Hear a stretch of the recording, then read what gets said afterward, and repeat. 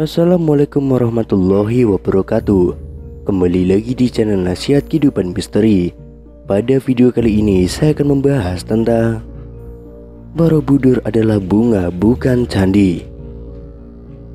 Candi Borobudur telah diakui sebagai warisan dunia UNESCO dan situs arkeologi Buddha terbesar di dunia oleh Guinness World Record. Namun terlepas dari pengakuan ini, candi ini masih menyimpan sejumlah misteri yang belum terpecahkan. Candi Borobudur yang terletak di Kabupaten Magelang, Jawa Tengah ini selama berabad-abad terkubur di bawah gundukan tanah, menjadi serupa bukit penuh dengan semak belukar dan ditumbuhi pohon akibat letusan Gunung Merapi. Lantas pada tahun 1814, atas peranan Gubernur Jenderal Britania Raya Thomas Stamford Raffles, candi ini mulai menjadi perhatian pemerintah kolonial.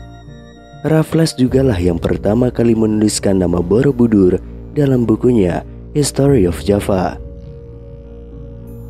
Borobudur memang masih banyak menyimpan misteri, seperti bagaimana cara membangunnya, dari mana asal batu tersebut, lalu bila batunya berasal dari Gunung Merapi, bagaimana cara membawanya, mengangkatnya, dan juga menyusunnya.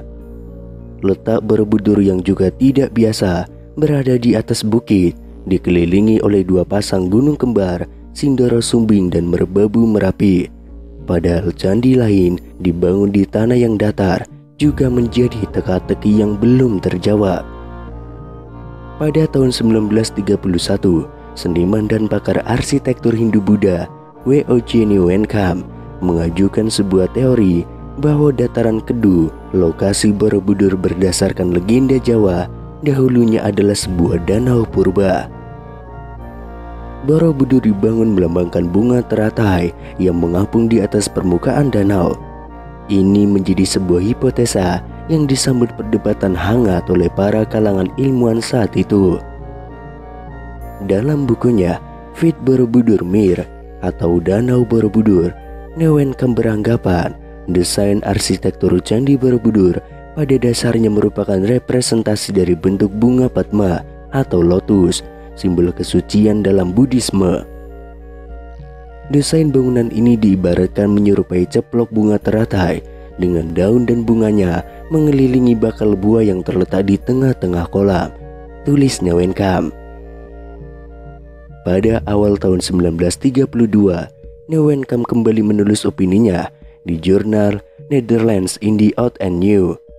Dia mengatakan bahwa bangunan raksasa itu didirikan untuk melukiskan bunga teratai sebagai penghormatan atas Buddha Maitreya.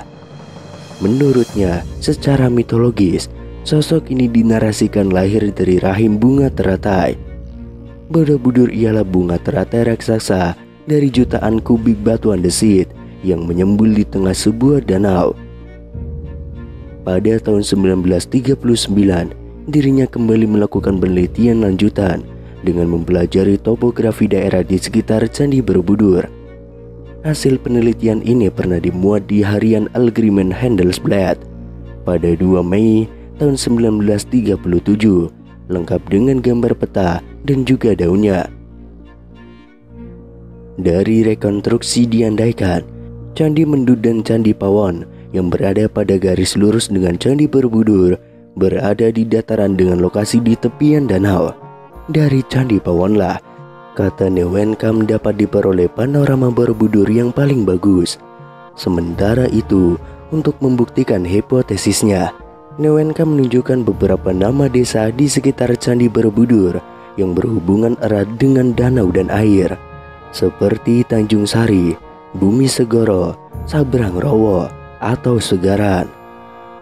Tetapi mendengar hipotesis itu, Theodor van Erp, orang Belanda yang juga berjasa memimpin pemugaran Candi Borobudur, langsung menyanggahnya. Dirinya tentu memahami benar segi-segi teknis bangunan ini. Dalam catatan van Erp, Candi Borobudur dibangun dari 2 juta kubik batu andesit, terdiri dari 1460 panel bergambar dan 1212 panel dekoratif, dan juga 504 patung Buddha 3 dimensi plus 1 stupa besar dengan diameter 52 kaki. Berdasarkan pengetahuan dan argumentasi dari segi teknis bangunan itulah, Van Earp mengkritik fantasi Neuwenkamp yang disebutnya ngawur. Pasalnya hipotesa ini tidak didasarkan prasasti yang menyebutkan adanya lingkungan danau di sekitar Candi Borobudur.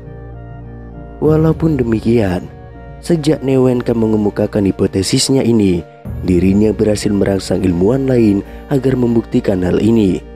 Beragam ilmuwan hingga tokoh nasional pun mulai mencari pembuktian akan hipotesis ini. Pada tahun 1964, ketika pemerintah Indonesia merencanakan pembangunan Tugu Nasional, hipotesis ini kembali mencuat. Presiden Soekarno menyarankan replika Candi Borobudur ditempatkan pada lanskap danau supaya tampak lebih indah. Merespon ide tersebut, dikerahkan tim geologi Bandung untuk melakukan penelitian lapangan di daerah Borobudur. Hasilnya, ditemukan adanya sisa-sisa endapan tanah yang memberi kesan bahwa sebagian wilayah itu dulunya pernah digenangi oleh air. Namun keraguan kembali muncul setelah peneliti berkebangsaan India, yakni Thani Kaimoni, melakukan riset di kawasan Borobudur pada tahun 1983. Disebutkan bahwa dalam penelitian dengan pendekatan palinologi, ternyata gagal menemukan serbuk sari tanaman air. Dalam bukunya Palynological Investigation of the Borobudur Monument, dirinya menyimpulkan bahwa tidak ditemukan sedikit pun polen sebagai indikasi adanya tumbuhan rawa-rawa atau tanaman air. Maka berarti bisa disimpulkan bahwa tidak ada lingkungan danau di kawasan sekitar bangunan teratai raksasa tersebut, tulisnya. Tetapi pada tahun 1986, wacana danau di sekitar Candi Borobudur kembali mengemuka setelah adanya riset dari J.J. Noysin dan Cesar Vote.